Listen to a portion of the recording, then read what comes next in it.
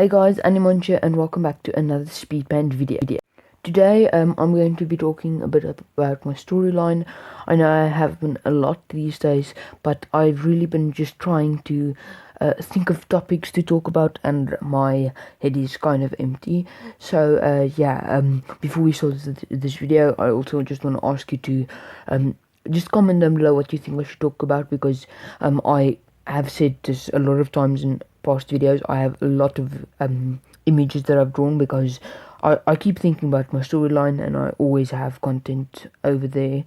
But then when I try to talk about other topics, it's really just hard to do it because there are a limited amount of shows and movies that I can talk about, and I don't necessarily feel like I'm in the mood to talk about it. And that does sound kind of lazy, but if you're not in the mood of doing something, then you won't do it properly. So I really try to talk about stuff that I'm passionate about, and so far it's only my storyline, and that can get a bit dull. I understand that. I haven't read any comments saying negative things about my storyline, which I'm glad about, but yeah, they just don't get as much views as, for example, my videos on adult YouTube, which I really enjoyed making because that was a topic that I was really interested in and had a lot of merit. But once again, that there are really limited things you can talk about these topics. You can't really talk that much, and there isn't constantly internet news that's big enough and that interests you.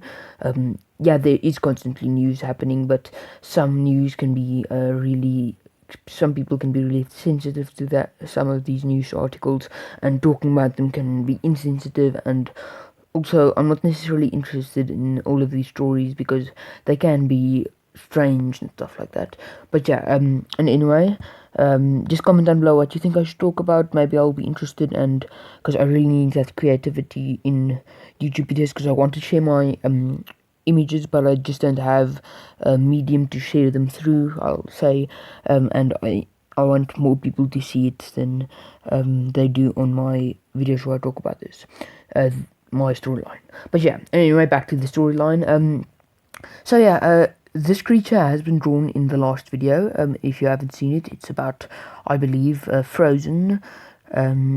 And this is I haven't thought of a name for this species, but they are parasitic creatures who feed off of other plants and get water from the earth, and they usually leave a withered zone around them where nothing else can grow, where they've sucked all the nutrients and other useful stuff out of the ground for themselves. And as you've probably seen in the last image, if you've seen it, there was one of those small little parasitic creatures, and he was, I'm just going to call him he from now on, because saying they gets really confusing at times.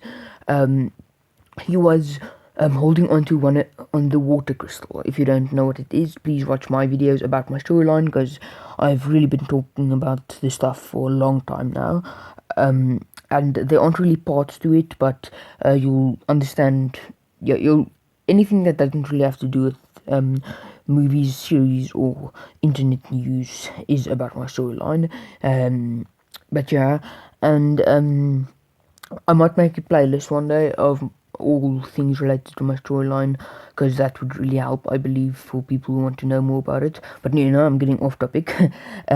And this parasitic creature was holding onto the water stone, which is a powerful stone that's able to generate hydrogen and oxygen molecules, which are then quickly combined to create water. But this is in high energy deposits, which means if you activate the crystallite, you can create some explosions, because hydrogen plus water does create an explosion.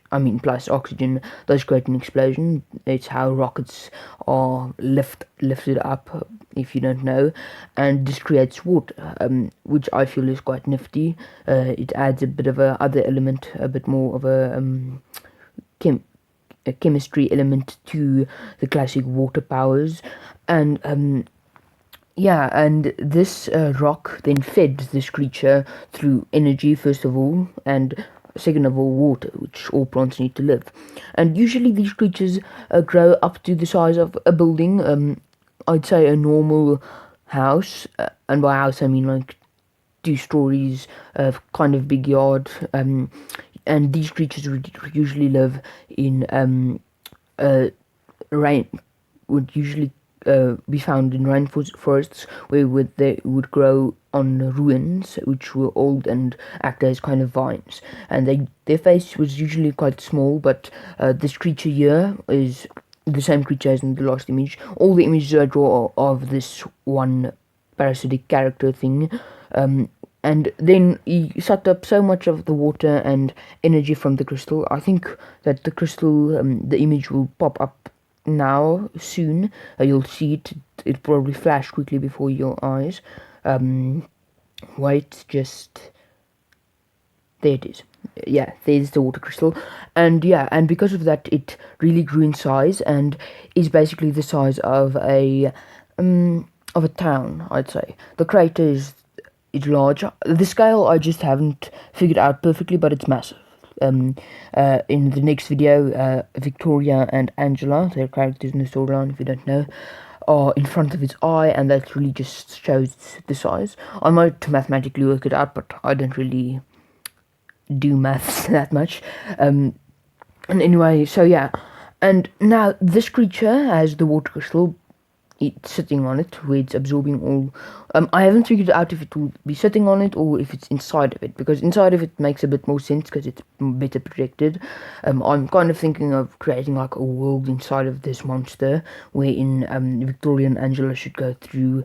And but anyway, how the parasite works is it can shapeshift. It's another shapeshifter. I love shapeshifting, and it will be quite a theme in my storyline, I have to admit, because shapeshifting is a really cool concept. But yeah, and this creature is able to shapeshift, well, smaller parts of its body into other creatures and animals and humans, of course, and they can repeat actions that humans repeated that it observed. Like, let's say lost travelers who are really hungry talk about how hungry they are. Now this creature can chameleon this almost, or parrot it, copy it, and then nice people who find these fake travelers that are lost will go with them, and they'll show them their place, and then it turns out that it's a monster, and then the monster will use the information it got from these people to lure more people in and eventually eat those people, because that's how it gets its main form of food. Because you can get just so much from the ground, and eventually you can't grow enough to grow into places you can grow out of, if that makes sense. So yeah, and this creature can do it, and it will be like, this is like a 1 episode kind of thing. If you think of episodes, it's like a really short thing, but I'm just trying to figure out places where I can put the crystals, and I feel like this is really creative. I don't want to do the classic thing of underwater missions, but I'm actually drawing a lot of underwater stuff at the moment, but that will probably come in weeks because I have so much backlog of videos. And yeah, and so I want the water crystal to be like in a deserty area, and then other crystals to be in the water area and stuff like that. I also haven't figured out much about the underwater area, but I'll probably talk about it in the future. But from now on, what you can expect from me is videos where I draw like a lot of one thing, and then I talk a lot of random stuff about in these videos, and then one of the videos which is like the representation of this thing, this I feel is the representation of this creature, like the main representation, then I explain what's going on in these images. So yeah, I hope you enjoyed this video. Once again, comment please what I should talk about, and please leave a like, subscribe, tell me what you thought about all of this video, the drawing and stuff like that. Thanks for watching. I'll see you in the next video, hopefully, and goodbye.